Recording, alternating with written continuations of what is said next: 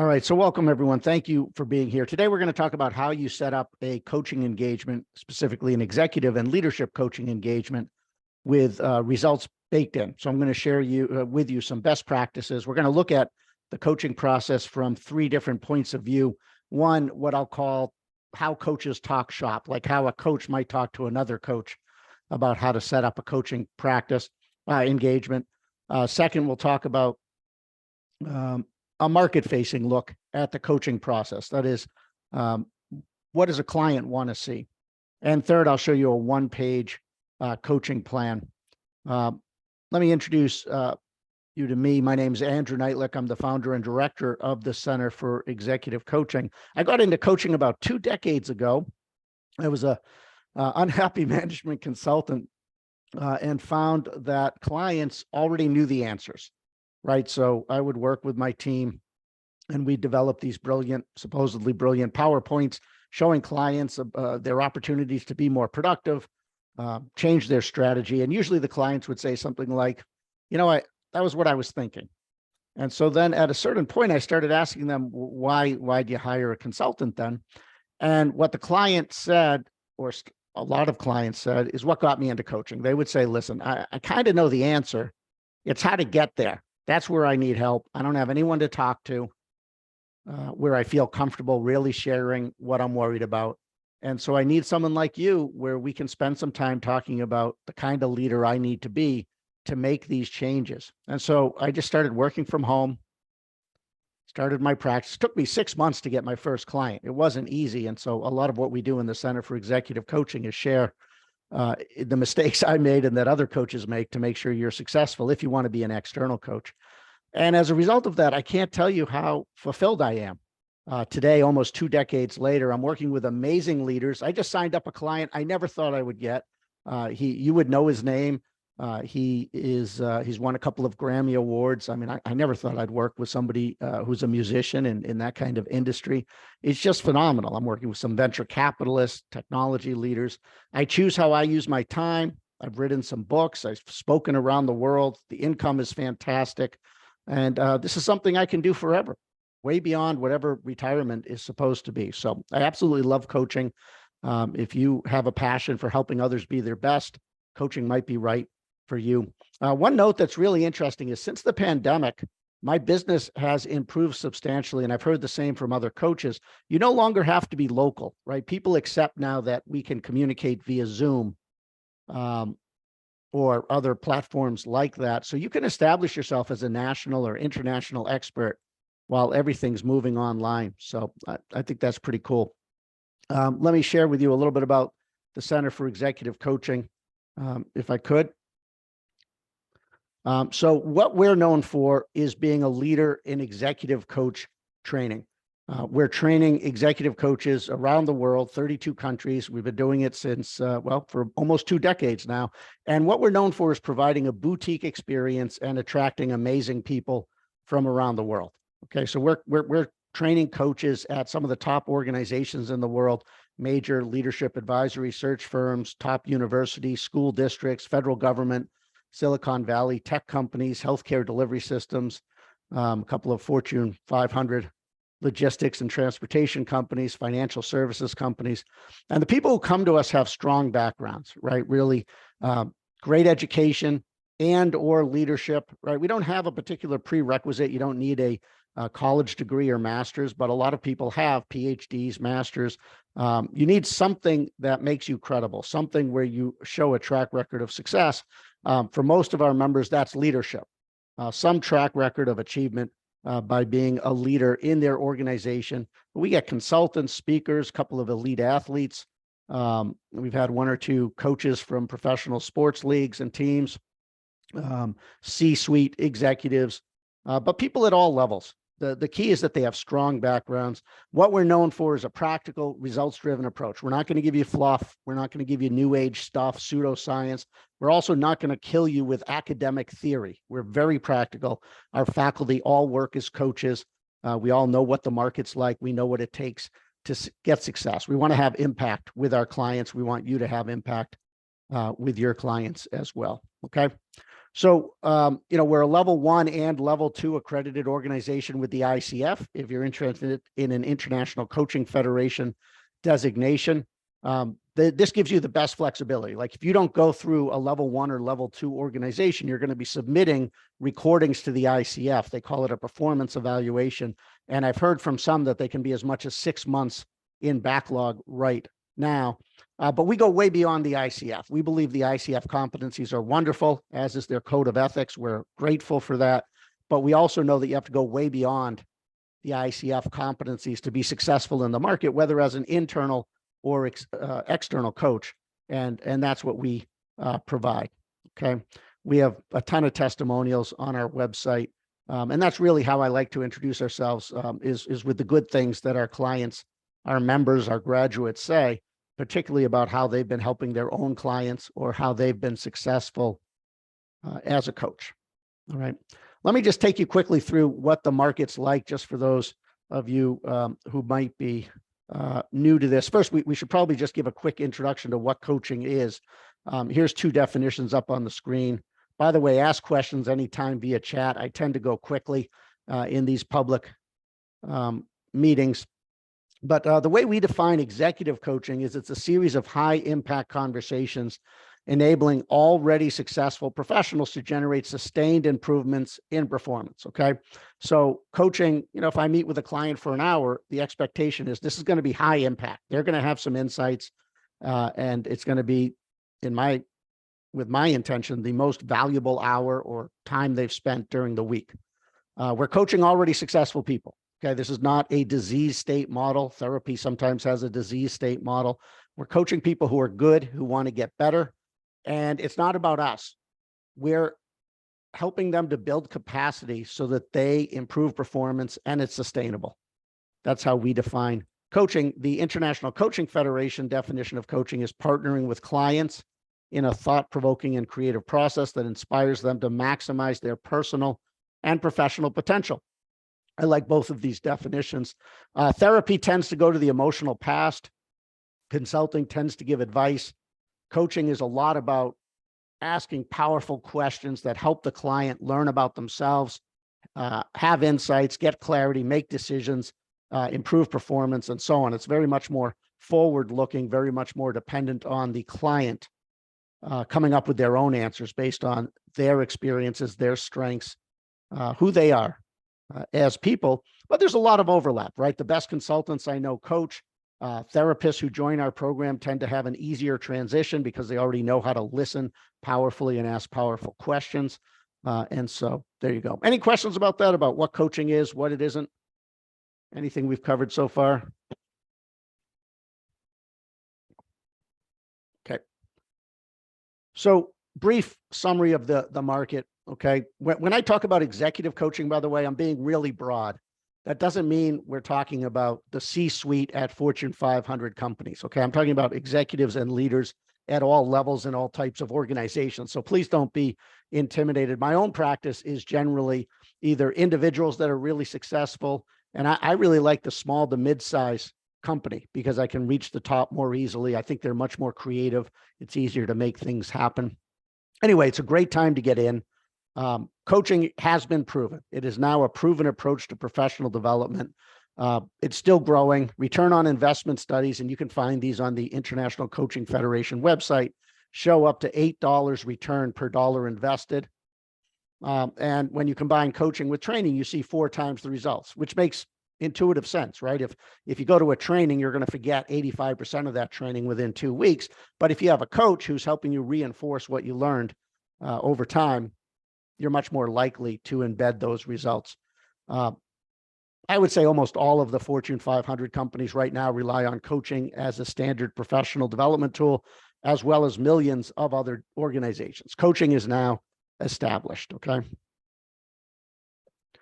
And let's see, I think according to the ICF, we've seen 21% growth between 2015 and 2019. Harvard Business Review found that the annual United States spend on coaching is around $1 billion and growing around 5.5%, including data during the pandemic recession.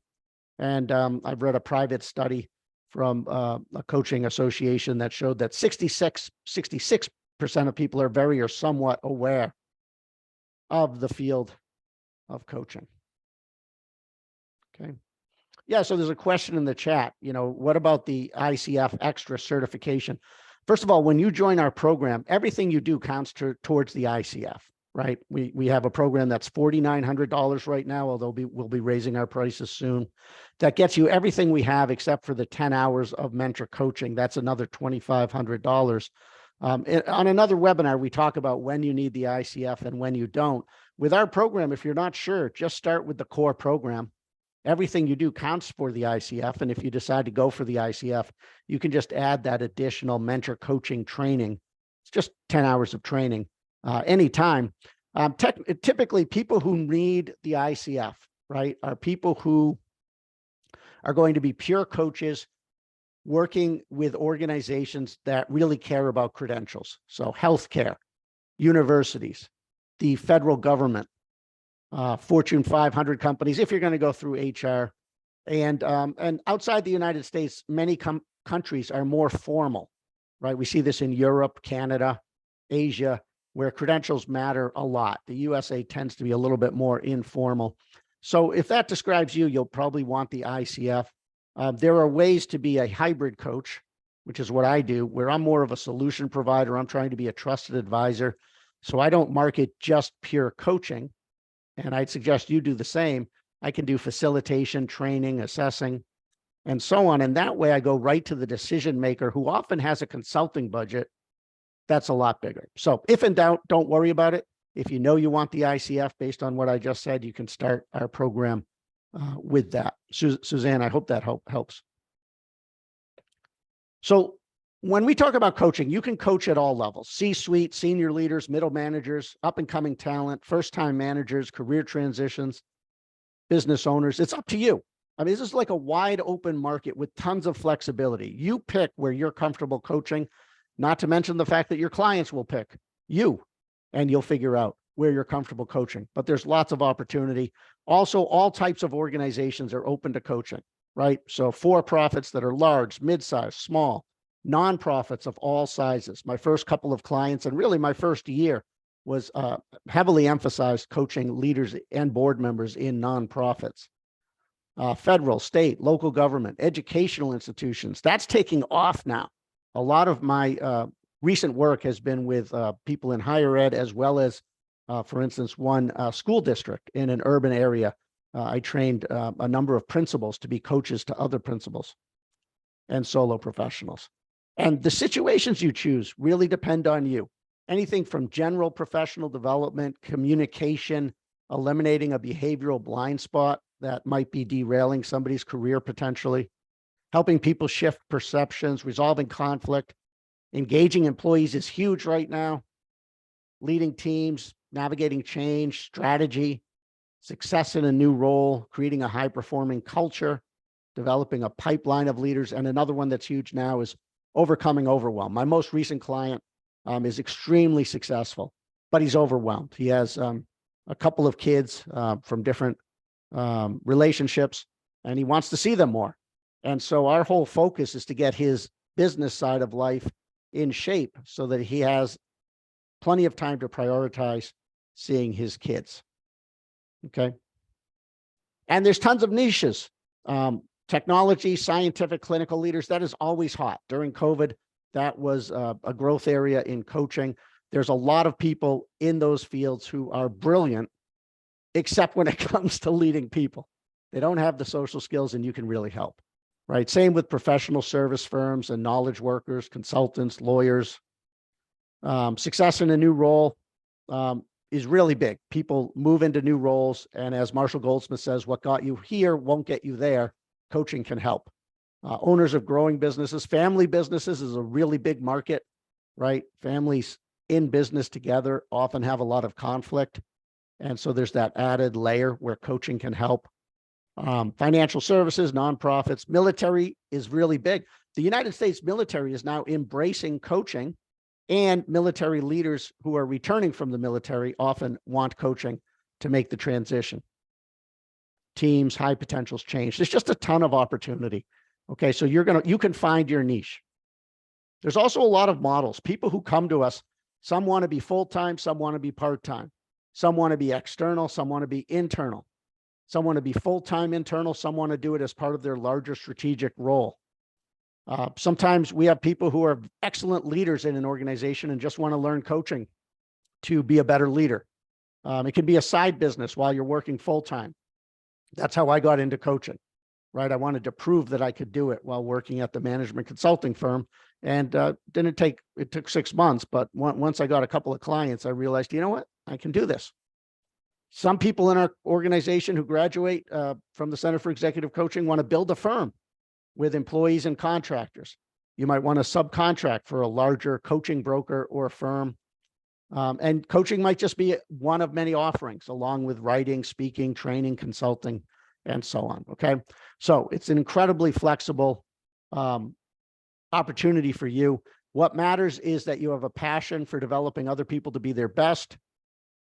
It's really helpful to have what I'd call verbal agility, right? You should be known as an excellent listener, right? There was a time when coaching first started that a bunch of CEOs would just hang a shingle and call themselves a coach, but they were terrible listeners. They were so good at telling people what to do as a CEO, they didn't understand that the key to being a good coach is just being quiet, settling in, and really listening to the client, but also being good at collaborating, dialogue.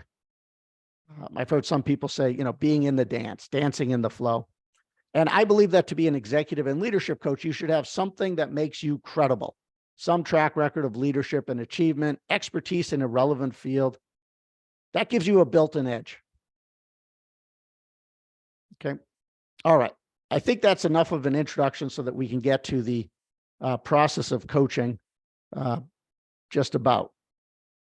I just want to show where we are in our curriculum. Like if you joined our program, I want to show you where in our curriculum we would be right now, okay? So here it is. What you'll do when you join our program, you can see these tabs on the bottom, cycle 1, cycle 2, cycle 3, cycle 4. You can join our program anytime, and we have 4 faculty, myself included, that teach these different cycles. You'll get the schedule of when they are. It's on our website if you're thinking of joining. We give you a Zoom link and you just show up. It's very different than other programs because I believe we're the most flexible program out there. Because you could just, for instance, if all you could do is get on this active inquiry during one of our classes, that's fine. You can listen to the recordings, get on the next one, go to another faculty member and each class we do stands on its own so that it doesn't matter when you join. Okay, so we start our program with active inquiry, which is really the foundational coaching conversation. How do you lead a successful session? And we go deep into this. We look at good coaching, bad coaching, different types of coaching conversations. And then we get into, every once in a while, we'll sprinkle in a little bit of practice coaching and networking so that our members get to know each other and can form alliances. Here's where we are in the curriculum with today's public class, which is the process of coaching, right? You have to know how to have a coaching conversation, but you also have to know how to structure a coaching conversation. And, just to be thorough, let me just show you the rest of our curriculum. We have 2 types. We have 90-minute classes and 1-hour classes. This one is is from a cycle that happens twice a week for 90 minutes. It's the one that I teach. We get into the ICF core competencies, although everything we do embeds those. We get into another organization's core competencies. So you're really grounded in what coaching is. We look at using data, specifically assessment data, combined with powerful coaching conversations to move the client forward. Essentially, you'll get a survey course of the most powerful and validated and accepted assessment tools in the market. We show you how to do a 360 verbal assessment. We have a executive development plan called the Leader's Dashboard you'll learn. Then we take you through behavioral and perceptual coaching. Every coach should know how to help a client change a behavior, and every coach should know how to help a client change perceptions without getting into therapy. From there, we get into a lot of our different toolkits. What sets us apart is we have coaching methodologies for just about every situation a client will have. So communicating with impact, right? Coaching a client to have communication style flexibility so they're not just using logic. They're not just talking about vision. They're not just asking questions. There's different communication styles. And we help clients have maximum flexibility for maximum impact. Every coach should know how to coach somebody through a high stakes influence conversation, including how to do a proper role play. Most coaches out there are doing very bad role plays. We show you best practices that work.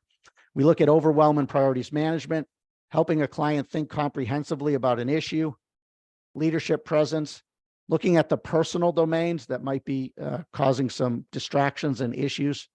We're always coaching the whole person. And so personal domains is a great one. Yeah, Abu says, do students engage in role play exercises? You sure do. This is a very practical program.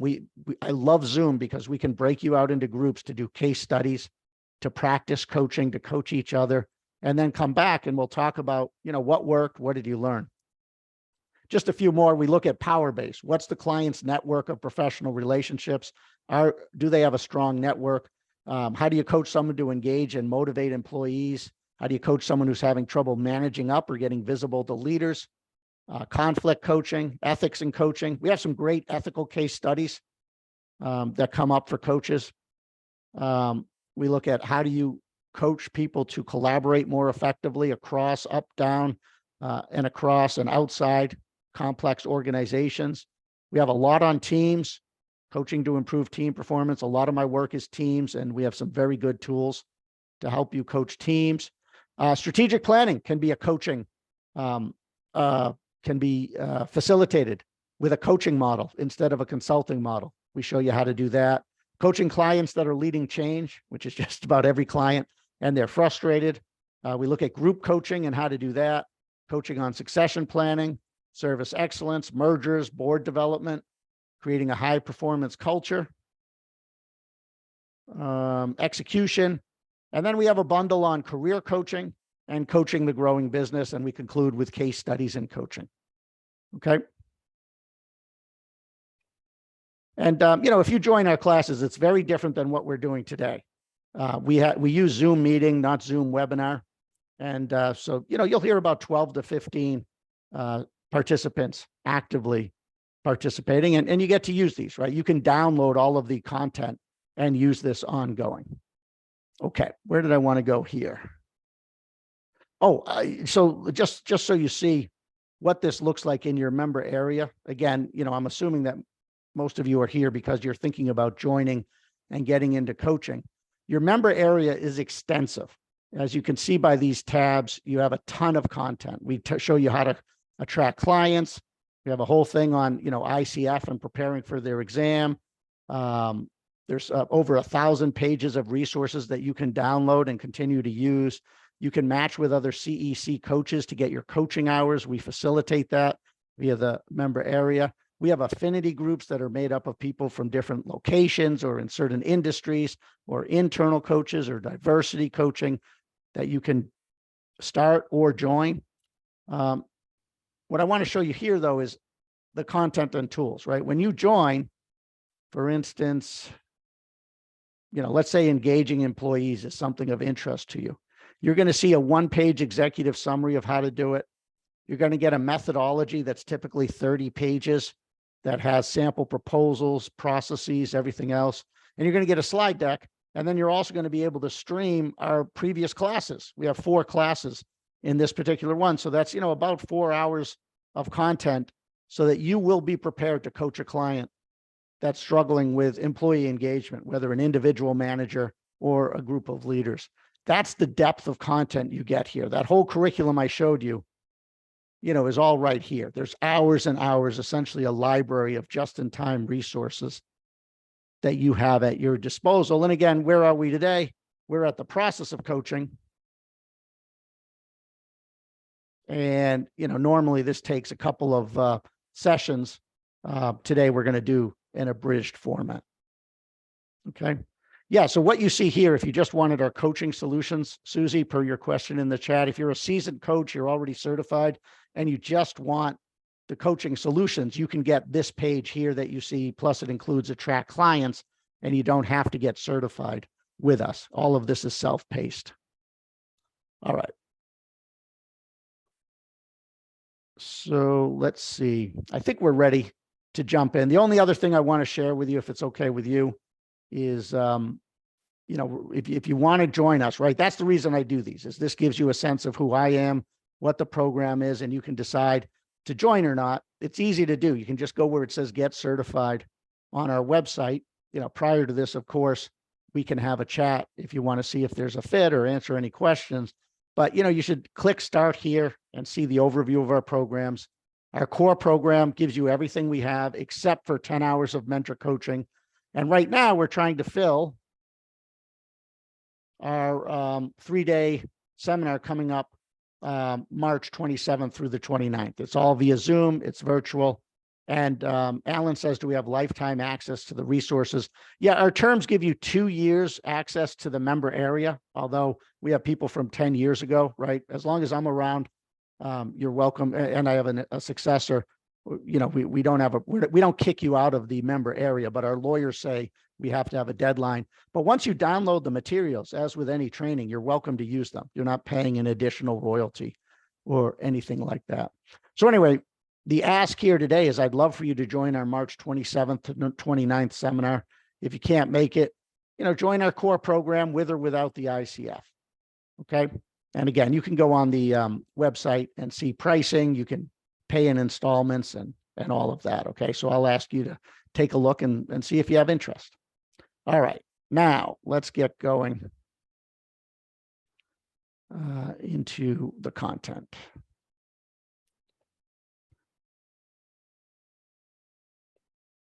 So let's start with the coaching process. And as I said, we're going to do this 3 ways. Okay. The first way, I want to show you how a coach might talk shop with another coach. This is not something you'd ever put on your website, but it will give you a great example of how to, how to understand what coaching is all about. Here we go. Margaret, you're saying you've completed a full coaching course and already have a business. You would just want our coaching solutions. If you go on our website where it says for seasoned coaches, take a look at the coaching solutions. Okay, so let me just show you this graph. This slide represents very nicely the coaching process. And I want to take you through it relatively quickly, because what really matters is how you present yourself to the market.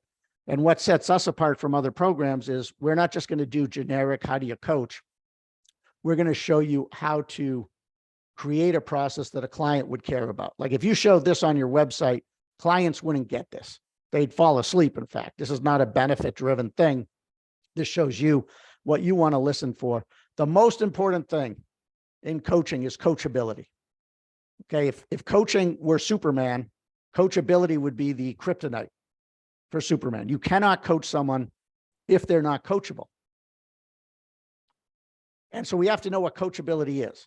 Someone's coachable when they have a big enough problem, pain, or an opportunity they can't quite grasp that they're willing to bring an outsider like you or me into their lives, right? People don't want to be coached any more than they want to go to the doctor. When do we go to the doctor? Can everyone hear me? I see Abu saying I'm muted. I just want to make sure I'm coming through here. Yes. Okay, good. So maybe I'm not muted. Thank you so much. I got it. So again, when do we go to the doctor? When we're in pain. When does someone hire a coach?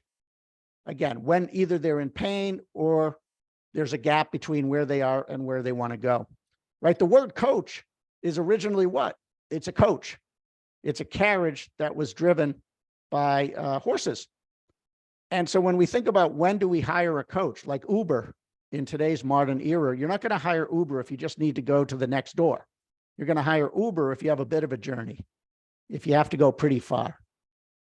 Okay, so that means there has to be a big gap between where someone is and where they want to go. That's another way of saying big problem, big opportunity.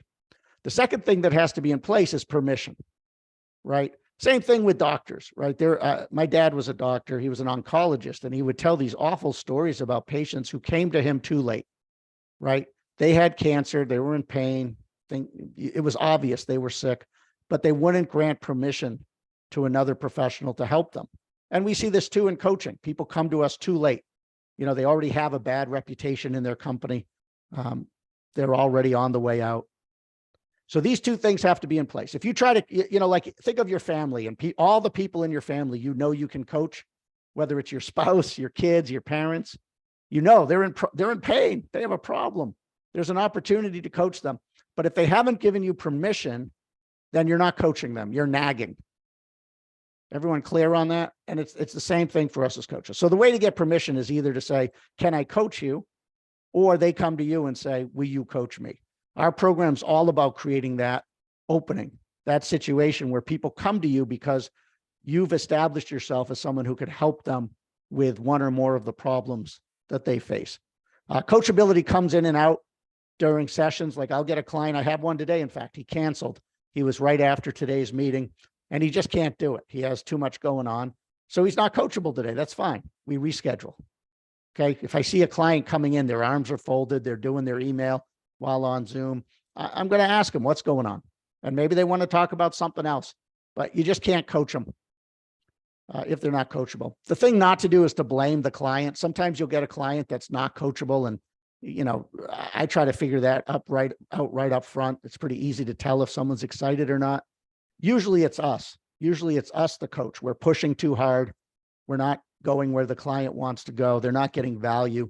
And so if that happens, we got to stop and reassess the coaching and recontract and make sure we get better. Any questions about coachability? I mean, here I have it as a door, as if it's a step in the process. It's there all the time. If that door closes, the coaching closes. I think a good coach is coachable too. When people give you advice and feedback, think about how, you can be vulnerable. It hurts to take tough feedback. But if you're somebody who appreciates that and is trying to get better and sees it as a gift, you're probably going to be a good coach because you're coachable. For me, the most important thing to set up a successful coaching engagement is what is called contracting.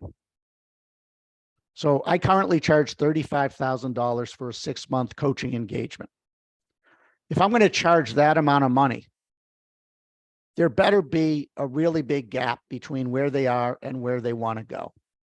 Okay. And sometimes, so I'm looking for a 10 times return on investment. And I'll even ask the client, I'll say, look, this is not inexpensive. If we can't figure out at least $350,000 to $500,000 in value, if not more, you should not do this. So let's work on that together. And sometimes it's really easy. Sometimes it's very simple business benefits. My team's not performing. We have attrition. It's costing me this much per year. We have $1 million project and it's not happening. Our revenues are flat. Customers are not loyal. It could be, a physician who has some difficult behaviors and they're going to lose their privileges at their hospital if they don't change. And that could keep them from earning $750,000 in income. But most of the time, it's something other than business issues. It's about stress, hassles, overwhelm. And that stuff, quite honestly, is priceless for clients. So before I take a client, and I think before you take a client, you want to make sure that value is there. Where are you now? Where do you want to be? What will it cost you if you don't get there? What will it be worth to you? What will it mean to you if you do? Okay. So that first question, what will make this a great coaching relationship? If that's not present, I'm out. And similarly, I'm contracting during every session and every conversation. I start every coaching session with what will make this the best hour of your week? What outcome are we looking to achieve? Okay. Jenny says, if the problem is stress and overwhelm, do you attempt to put a number to that for an ROI? I don't have to, right? That's priceless. For instance, the client I have now, again, he's super successful. He's won the biggest awards in his industry. He started businesses and sold businesses to the point where his net worth is probably almost $500 million, but he's not seeing his kids enough. And so I just said, look, here's the fees. If we could address this issue and achieve what you want to achieve, would that be worth it? And like to him, it's a no-brainer. I come from a consulting background too, right? So I used to sell $1 million consulting engagements, and there we'd have to say, we'd have to come up with, we do a diagnostic to come up with something that would show a 10 times return. But the point I'm making here is like, $35,000 is nothing compared to the budgets of most of these individuals and leaders compared to consulting budgets. It's not a very big sell. Sometimes I'll just ask the client what size check they can sign. Nora asks how many sessions. I typically start weekly the first 2 months because we have a lot of assessments to do, as you'll see in a minute, and then back off to every other week. And then if they want to renew after 6 months, we either keep going every other week, or sometimes they'll just want to meet monthly. That's not how every coach does it. A lot of coaches start at 9 to 12 months. A lot of coaches only meet monthly, or maybe they have like one big meeting early on to get going. There's lots of ways you can do it. And even me, I have some clients that want to meet for 2 hours every other month. I have some clients that want to do half-hour check-ins and not an hour. So you'll figure it out. It's easy enough, but we'll show you a default way to do it. Okay. So there's other things you have to discuss with the client. Confidentiality. When do we start? When are we done? Like for me, I'm not just done at 6 months. If the client achieves their goal, we're done. Executives will pay more to finish in less time, right? Which is a great thing. They don't want to pay by the hour. I charge by the engagement. So Jenny, again, to your question, I still charge $35,000 for 6 months. How often do we meet? You know, if you're a manager and you're coaching people, what are the boundaries between management and coaching? The other thing that's not on here that's very important is advocacy. What I found when coaching leaders in organizations is I don't want to coach somebody in a vacuum. I want other people involved. Right. So I want to make sure there's sponsors, the managers involved. I want to make sure we have check-ins. I don't want to be on an island or in a vacuum with my client, because if things don't go well, guess who gets blamed? Right. I want everybody on board to help my client get better, to give them feedback, to support them. I don't want to coach someone that the organization wants to get rid of and they're just using me as the coach of last resort. So Mike says, do you help us develop a process to find the clients that qualify for coaching? Yes, that's a big part of the program, right? We have a whole set of business development guides to help you find the niche that works for you. All right. If you're coaching internally, it's still the same thing, especially like confidentiality. I will not breach confidentiality. And if you're an internal coach, you have a tough job because you may wear multiple hats. You have to make sure that confidentiality is agreed upon. If the coaching is not confidential, you have to say that up front. If it is, you can't cave in or you will burn your reputation. And if you're an internal coach, you only have one client. You do not want to gain a reputation for breaking that. So yeah, all of this applies. We give you proposals both for internal and for external uses. There's some differences. So next up, so now here we go. We have a coachable client. We have a clear goal. I'll show you a pathway to get results. We're all on board. The first thing I want to do is assess. I want to use, and I don't want to get into a whole thing about assessments here because there's a million types of assessments, but there's lots of ways to assess the client and situation, because what we want to do here is get out of the gate fast. I want my client to have quick insights that are powerful about their strengths, their behavioral traits, their thinking style, their communication style, their interests, their motivators, because we can use those to help the client get better. A lot of times you get a client and, for them, it's all subjective. People tell me I'm arrogant. Well, what does that mean? People tell me I don't have leadership presence. What does that mean? That could mean 100 things.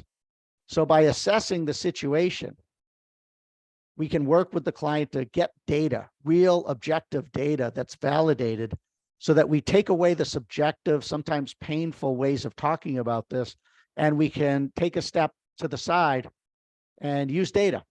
So, active inquiry, just the coaching conversation alone is a form of assessing. Your experience is important. I love to do a 360-degree verbal assessment where I interview different people that know the client well. We teach you a number of off-the-shelf assessments that are out there. You can choose the ones you want to work with, as long as they're validated and reliable. Things like the Hogan, Profile XT, DISC. There's 360-degree online assessments too. I love the Genos emotional intelligence one right now, but there's many of them. We can look at performance reviews, the strategic plan. I like shadowing clients. Couldn't do it during COVID, but it's coming back in vogue. So lots of ways to assess. And at the end of the assessment, we can now hone the coaching process. We can now say, okay, here's where we can focus. What's one behavior that if you started or stopped that would have maximum impact on you and your performance? What are the situations? What are the relationships that are coming up that we can work on? Okay, so that's assessing. And then look, 85% of this whole process is coaching, tracking results, adjusting, and hopefully succeeding.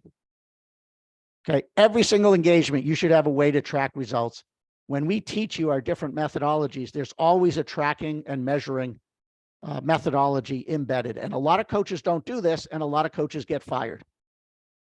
Okay, if you're going to be a good coach at the beginning, you want to come up with your client, with the sponsors, if any, how you're going to measure. Okay, there's a feedback process that you can do to see if a new behavior gets implemented. It could be specific business outcomes. It could be how they feel, 1 to 10. How do you feel in terms of confidence?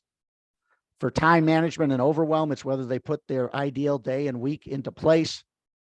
For team performance, there's a lot of ways to measure the success of the team. And so coaching is really about coaching, tracking, adjusting as necessary, and then ultimately celebrating, right? Within a session, over time. What we're helping clients do is do things that wouldn't happen anyway, right? We're helping clients get results that wouldn't happen anyway. That's why coaching is so powerful and so valuable. And so from time to time, we can take time to celebrate major milestones, but also small steps. And what's really important today, especially if you're coaching minority leaders who might not have been comfortable sharing their success with others in the organization, we can challenge the individual in appropriate ways to acknowledge their own role in achieving success and even be a little bit more vocal about letting others know how they've succeeded. Okay. There's 2 more, and then we'll get to the market-facing approach. I like to build in a follow-up all the time. In case a client doesn't renew, I want to build in what we might call a 10,000 mile or kilometer checkup. So if an engagement, if my 6-month, or if we renew twice over a year, I might build in, 2 months later, we'll have a meeting and I'll just say, how's it going? What's working? What's not? This can be a free coaching session, essentially. It's just a nice bonus that shows I care, but can also lead to additional work.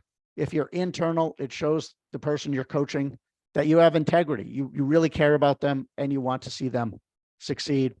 And then finally, always think about the next issue with the client, particularly for external coaches, right? I'm thinking about the ongoing relationship. I'm thinking about how is this person developing as a leader?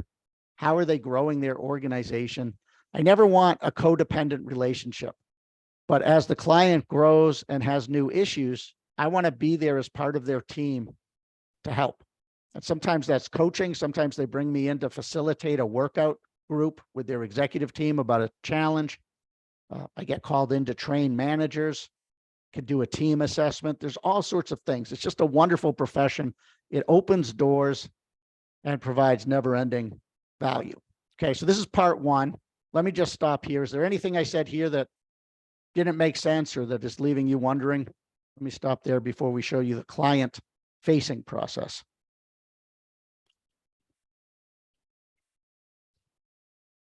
Okay, so far so good, it seems. Good. Well, so now let me show you something different. In fact, let me take this off for a minute and just chat. So here's how I beat a lot of coaches in the market, just to be candid.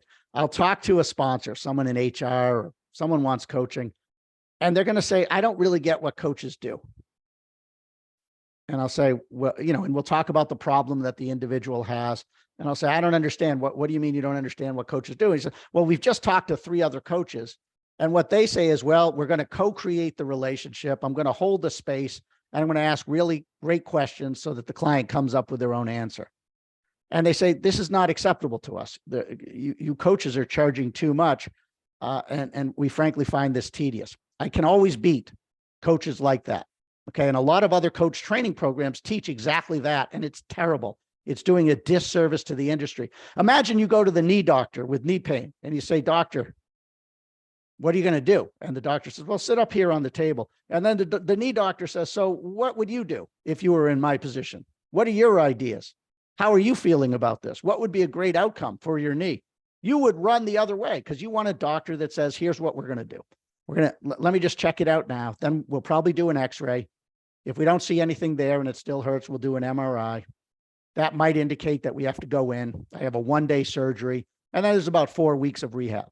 So the doctor has shown me that he or she knows what they're doing, right? I trust them now. I see that they're credible. I don't know if I trust them, but I at least know they're credible. They have a protocol. If you're going to get into coaching, you need that as well. And this is where I kind of have regrets about doing public webinars, because I know a lot of people come from other coach training programs and they don't get this, but let me show you. See, I was a management consultant. In fact, I'll tell you a funny story about I worked with the first time I saw the power of what I'm about to show you was as a consultant, not as a coach. Okay. And I was working with a guy named Dave. He was a young guy, but he was the best salesman I ever saw for selling consulting services. And together we went into, at the time, one of the top 3 Silicon Valley companies. And we were talking to probably the number 2 person there. Right. And Dave was young. He was in his 20s. And he starts asking the leader, the C-suite leader, a bunch of questions. You know, what's your issue? What are you trying to do? And after a while, he says, look, here's what I have. He takes out a yellow legal pad. He says, I have a 3-step process that I think will help. It's helped other clients. I think it will help you. Would you like to hear about it? And the prospective client said, yes. And what Dave did is he said, look, he held the legal pad. He wrote like an X and Y axis, and he wrote a arrow that said phase 1, assess. He said, first, we're going to assess. Okay, this is phase 1. We're going to collect a lot of data. We're going to analyze it, and we're going to present you back our findings and recommendations. That way you'll have a lot of insights about the problem and how to solve it. Phase 2, and he wrote another arrow sort of parallel, but to the right a little bit. Phase 2 is designing solutions. That's where we're going to come up with ideas and solutions based on best practices. We're going to get your input. We're going to customize and tailor them to your organization. And phase 3, and he wrote another arrow that said phase 3, implement, right? So assess, design, implement. We're going to implement. And all along the way, we're going to track and measure results. So I'm listening to Dave say this, and I said, there's no way that this person, one of the top leaders in Silicon Valley, is ever going to say that this is anything other than simplistic goop. And yet what he said was, yeah, I've been looking for something like this. I need a simple process to solve this problem. And I've seen Dave and countless other consultants do this. It's a 3-step process, and I've applied it to coaching, and it works beautifully for me. So, and I have one for lots. I don't have time to take you through them, but if you join the program, I have one for, you know, healthcare, strategic planning, and so on. But generally, for a client who wants general leadership coaching, you know, say, look, phase 1, I'm going to assess. We're going to look at the client's goals. We're going to look at the organization's goals. I want to look at some performance reviews with the client. And I have some assessments we're going to do that look at the client's thinking style, behavioral traits. We're going to do an executive level development plan that we call the Leader's Dashboard. Going to interview the manager as well as others that know the client well, might even observe in meetings. Okay. So the difference between what a coach does and a consultant does is here, I'm not collecting the data, but I am sharing it with the client and coaching them to have insights. And that's the outcome. The outcome of the assessment phase is we'll have a clear understanding of what the rest of the coaching will look like, and we'll be focused. And that leads to phase 2, where we're going to design solutions via coaching, right? So typically now we're coaching, the assessments are done. And for me, usually there's 2 themes, 2 strands to the coaching. One is to choose one new leadership habit to build on. Marshall Goldsmith was a pioneer in this. He calls it stakeholder-centered feed forward or something like that. I don't use fancy words or anything. It's just, we're going to pick a behavior that will improve your leadership, and we're going to make it a habit. And that's part of the coaching. And the other part is always about situations and relationships relevant to whatever goal they have, right? Maybe different people on their team and improving those relationships, situations that come up in meetings, conflicts, whatever it is. And phase 3 is implementing. Here we're tracking results. We're seeing whether the new behavior is sticking. We're looking at the client's own key performance key performance indicators, KPIs, and how they're doing. We'll have debriefs with sponsors and managers as needed. We'll do another 360-degree verbal, whatever's appropriate for the engagement. If it's about how they use their time, maybe we'll have them track their time again and see how they're doing. There's always ways to do it.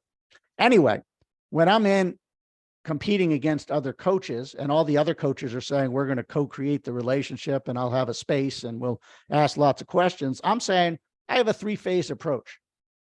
And throughout that process, we're tracking results based on the goals we've set. So you're sure you're going to see the change you want to see.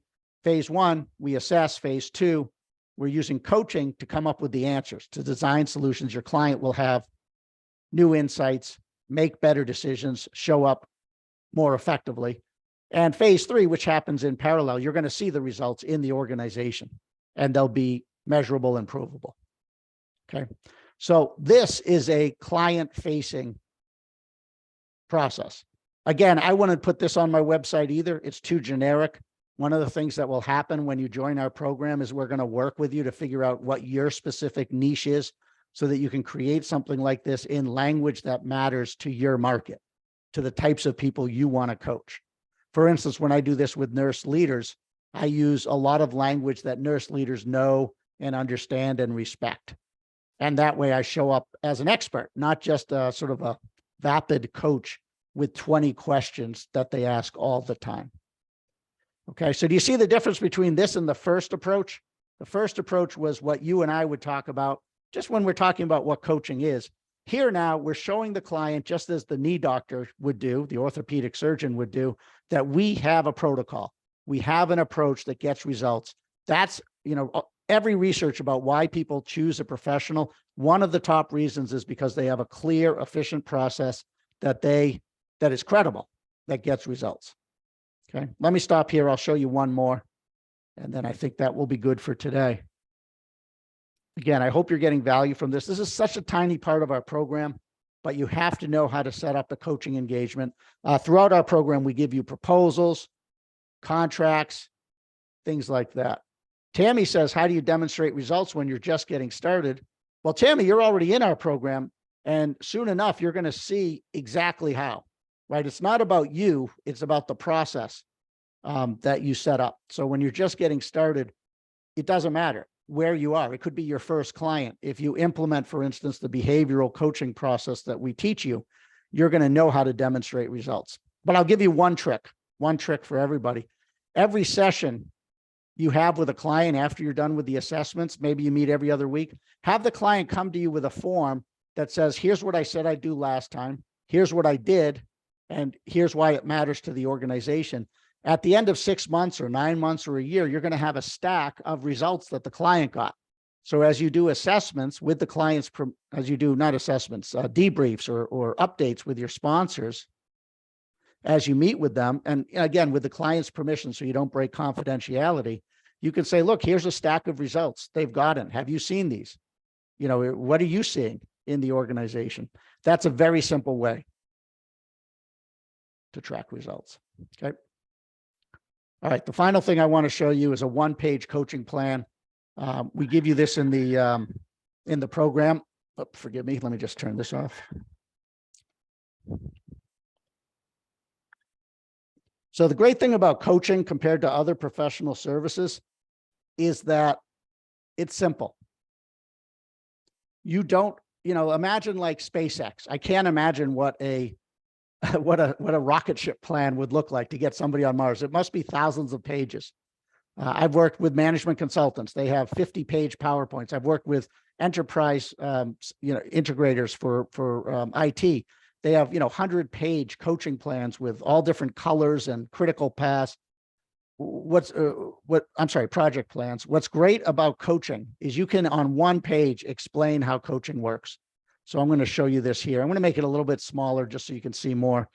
And I don't think there's anything terribly new that we haven't already covered, but it shows you how to do this. We have one for one-on-one coaching and we have one for group coaching. I'll just share with you the one-on-one coaching, and then I'll take any questions you have about our program. Again, noting that if you'd like a strategy session, just email me. In fact, let me just quickly put my email in here. Actually, you could just do it at info@, and it will get to me. Just say, attention, Andrew. Just request a strategy session to talk about whether we're right for you. I'm going to ask you, have you reviewed our website? So please do that. Make sure the pricing makes sense. But I'd love to have you join if you found this valuable. So anyway, you see on the left, the session, the right-hand column is the topic or activity. Again, don't show this to clients. If you were going to show this to clients, you would want another column that says outcome, right? Everything we do is outcomes driven. It's about giving results. So first we do an orientation or setup, right? I'm about to have an orientation with this new client I told you about. We're going to do exactly what you see here. In fact, I've already emailed him one assessment I want him to start going and doing. That's an off-the-shelf assessment. We'll do another one I'm going to do 2 off-the-shelf assessments with him. We'll show you how to think about which assessments to use in different situations. Right. I like to do some sort of online 360 that's focused on leadership competencies. Again, my favorite right now is the Genos Emotional Intelligence Assessment. It has a 6-part model with about 7 behaviors under each that really gets to what emotional intelligence is in a behaviorally based way. It's beautiful. I love it. It's very powerful. I'll introduce some sort of development planning tool. Like with this client coming up who wants to spend more time with his kids, the leader's dashboard helps them get focused on what matters most. What are their true priorities? What are their values? What's their vision? It's a very powerful tool that's proprietary to the Center for Executive Coaching, but you're welcome to use it. You don't have to pay us any royalties. And then if appropriate, I'll do the verbal 360 where I'll interview people up, down, and across the organization, right? So we get all that out of the way and we can start with coaching right then, first meeting. In between meeting 1 and 2, everyone's scrambling around to complete their tasks, right? I'm probably interviewing people for the verbal 360. The client is doing some off-the-shelf assessment work and so on. And then it takes I find if I'm doing all of the assessments I've talked about, it can take 3 sessions, 3 1-hour or even hour-and-a-half sessions to go through the various assessments, right? And the goal is not just to say, oh, isn't this interesting? The goal is to say, so what? What are the implications for what you're going to do differently as a result of what you've discovered here? And specifically, I want to find at least one behavior. What's one thing you can do as a leader that will make you better? If you look at the highest paid coaches in the industry, they actually do less than the lowest paid coaches. It's really interesting. They usually pick just one thing to work on. Same with the best sports coaches, right? Let's find one thing to make your golf swing better. Right. Joni says, do you get access to our assessment? These are all the assessments I'm listing here are third-party assessments. Be careful about that too. Don't join a coach training program that has their own assessment, right? It takes a ton of money and about 1 million sample users to create a valid assessment. You don't want one that's just been created with college kids. And so you want to get certified in a third-party assessment. So we show you what those are so you can make an informed decision. Okay. So anyway, at the end of the assessment phase, we're ready. We know what new behavior they want to work on to be better. And we also know the issues that are related to their overall goals when they hired us as a coach. So we can start focusing in on key people, key situations, key ways to influence. All right. And that's it. We just keep coaching on that. Every month we can review some feedback that they receive from people. Every 3 months, we can do a review with the client and sponsor. I even give you a template in the program that you can use for your own reviews. And every 6 months, you can conduct another online 360 to confirm results. And again, if you're like me and you have 6-month engagements, you can renew, or some of you will have 9 or 12-month engagements. Okay, so look how easy it is. I mean, coaching is a wonderful profession. The hard part is developing the skill of coaching in different situations. That's essentially what we teach you. Okay. Let me take questions now again, but the key thing I want to make clear is I really hope you'll join us for our March 27th Zoom-based virtual seminar. You don't have to travel, or just join our ICF program via distance learning. So let me take questions here. Again, thank you all for your time. Nora asked, what's the fastest path for ICF certification? Through our program, I'm a coach certified in another method. First of all, if you're already certified as a coach, you can bring those coaching hours to us and they count. The fastest path is our ICF program. again, here you can go to get certified. Just a sec. I'll show you get certified and click the ICF program. 5 months is what it takes because you'd have to do the mentor coaching with us. And that's a process per ICF rules. But you can see here how it works. When you join our ICF, you're in both level 1 and level 2 with the ICF. So you can get your ACC and your PCC.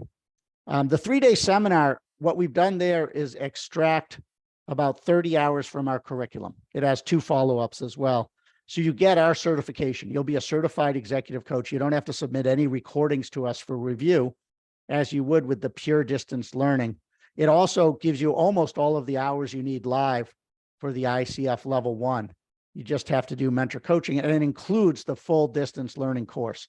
So our seminar includes everything we have. You can add the mentor coaching as well. Okay. Nora asks, what tests do we need to do to be ICF certified? Is there a fee?